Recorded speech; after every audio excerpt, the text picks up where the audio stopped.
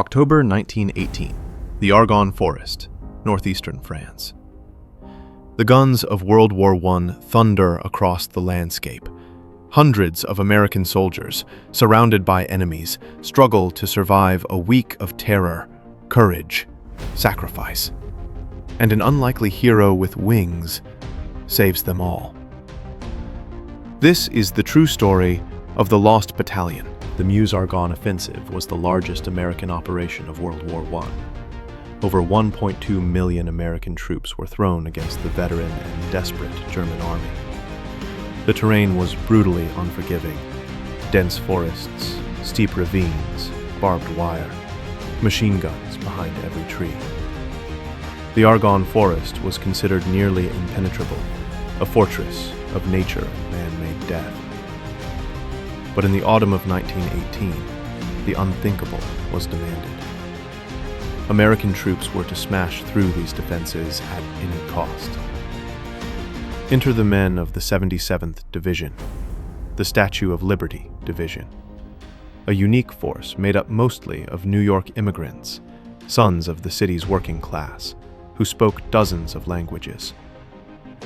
Their commander was Major Charles Whittlesey, a Harvard-educated, quietly determined lawyer from Massachusetts. At his side, Captain George McMurtry, an old Rough Rider, Captain Nelson Holderman, and 550 soldiers, most of whom had never seen combat before. On October 2nd, 1918, Whittlesey receives his orders. Push forward through the Argonne Forest towards the Binarville-Charlevoix Mill Road, and do not stop for anything. They advance, believing their flanks are protected by French and American forces. But as morning fog lifts, they realize the terrible truth. They are alone. German machine guns rattle. Shells burst among the trees. The men press forward through rain, mud, and fire. That night, German troops encircle their ragged salient and cut them off from the rest of the Allied lines. No retreat, no resupply, nowhere to run. Major Whittlesey's Lost Battalion has truly been lost. For 6 interminable days, the Americans are besieged by the enemy. Food runs out almost instantly. Water can only be fetched by crawling, exposed, into the open while snipers wait. Men die of thirst, wounds, and infection. Ammo is rationed, and in the killing silence, wounded soldiers cry out for relief. A runner sent for help, never seen again. The Germans storm the ravine. Each attack is beaten back with grenades, bayonets, pistols, and raw desperation. By the third day, only 194 men remain standing. Major Whittlesey's orders ring out. Our mission is to hold this position at all costs. No falling back.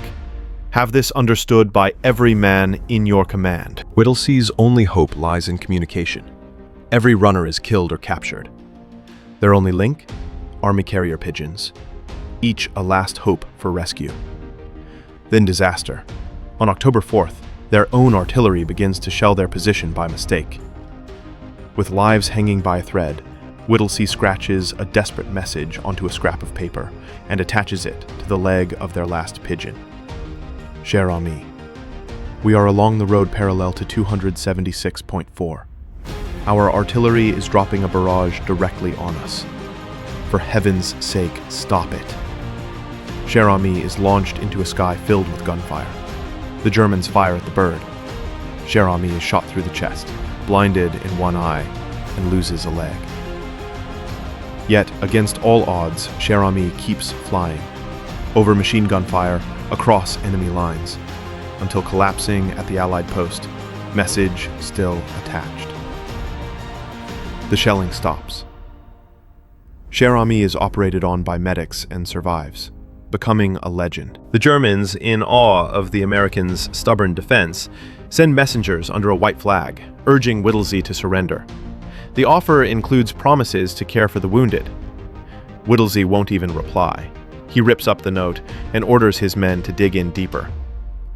Life would be a lot simpler if we would choose our duties and our obligations, but we can't, and we shouldn't.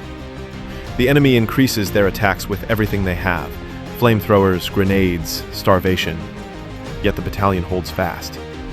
From the edge of hope, a single act, the courage of one bird, has made survival possible. Finally, after 6 endless days, American reinforcements break through. The battered, starved remainder of the Lost Battalion, just 194 men out of the original 550, emerge from the ravine. Most can barely walk. They are greeted as heroes, their suffering and courage already legendary. General Robert Alexander, you did an incredible job out here, but you had 600 men to worry about, and I had 20,000 sent into action. I have to live with that. Major Whittlesey replies, quietly but firmly, not to me, sir. Major Charles Whittlesey is promoted. Medals are awarded. Parades march in the Lost Battalion's honor. Cher Ami is awarded the French Croix de Guerre and put on display in the Smithsonian. But glory comes with a terrible price. Whittlesey, haunted by the agony of those lost and the horrors he witnessed, struggles after the war. In 1921, unable to escape his demons, he disappears at sea, believed to have taken his own life. Cher Ami, the wounded survivor, dies a year after the rescue. But the legend lives on, a tiny hero who proved that even in the darkest moments, hope can fly on battered wings.